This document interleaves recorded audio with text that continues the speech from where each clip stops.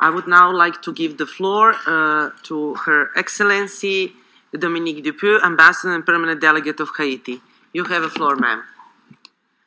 Madame la Présidente du Conseil exécutif, Monsieur le Président de la Conférence générale, Madame la Directrice générale, Excellences, chers collègues.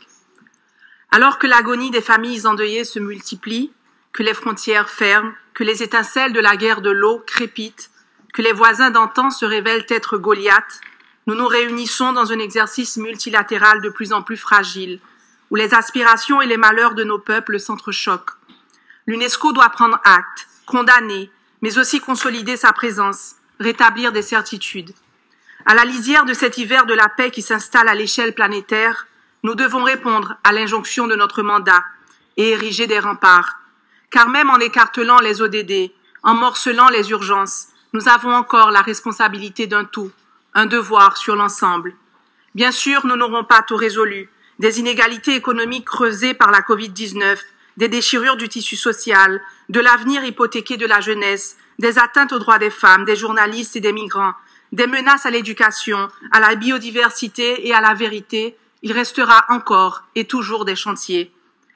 Mais nous ne saurions, abattus d'avance, renoncer à œuvrer et à investir ici, au bénéfice des plus vulnérables, des sans-voix. Madame la Présidente, nous entamons cette dernière session sous votre habile direction. Vous avez été le fil conducteur d'une gouvernance pertinente aux côtés de la directrice générale dont je salue la vision. Par votre indulgence, j'ai toujours parlé ici avec le cœur. Au fil des saisons, je vous raconte tant les précipices que les élans de mon pays. Je vous témoigne du courage qui anime ces âmes, le seul impératif de vivre qui tient debout des centaines de milliers de femmes et d'enfants qui aujourd'hui fuient sans recours la violence des gangs depuis Croix-des-Bouquets à Carrefour-Feuille.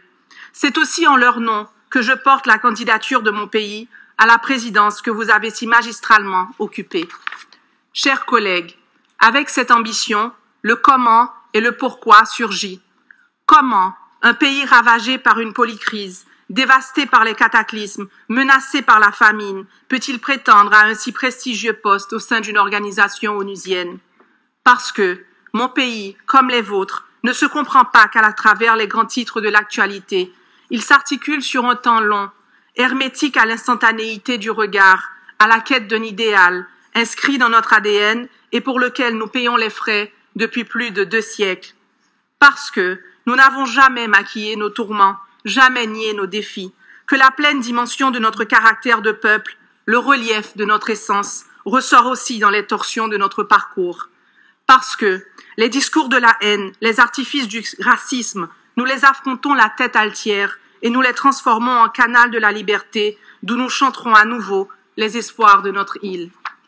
Dear colleagues, Haiti is a nation born from the metamorphosis of plantations and abuse and to plains of freedom and promise.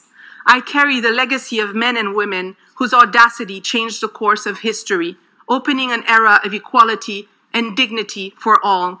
My candidacy stems from the commitment of my country to UNESCO since our adhesion 77 years ago. Through good times and bad, we engage with every sphere of this organization and never waver in our resolve to move forward together. Because when faced with unprecedented trial, Haitians from Catherine Flon to Suzanne Comer-Sylvain still aspire to triumph.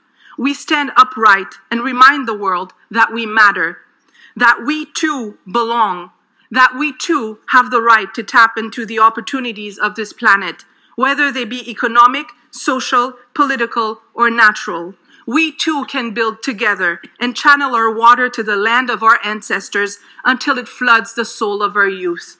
We can sing as we dig and combite, our sacred chain of solidarity, still meshed to the shores of Benin, swerving through Congo and reaching the highest peaks of Ethiopia. Estimados colegas, mi país comparte un vínculo fuerte y único con nuestra región, un vínculo forjado en las epopeas de Dessalines y Pétion, de San Martín y Bolívar, los libertadores que han esculpido nuestra identidad. Juntos podemos construir nuestra América como soñaba José Martí. Juntos podemos trabajar hacia el desarrollo sostenible que debe ser determinado también por nosotros y para nosotros. Estoy orgullosa de compartir con ustedes esta herencia y estoy dispuesta a aportar nuestra voz, Una voz que, si bien es diversa, sigue siendo capaz de cantar al unísono. Debemos aprovechar esta oportunidad en este momento tan importante para nuestra organización, para amplificar nuestra presencia, nuestra visión para el porvenir de la UNESCO. Los 2 próximos años deben contar con un GRULAC más visible, más audible, más influente, unido en los que nos es propio y abierto a los demás. Madame la Présidente, je formule ici le vœu que votre successeur sache comme vous faire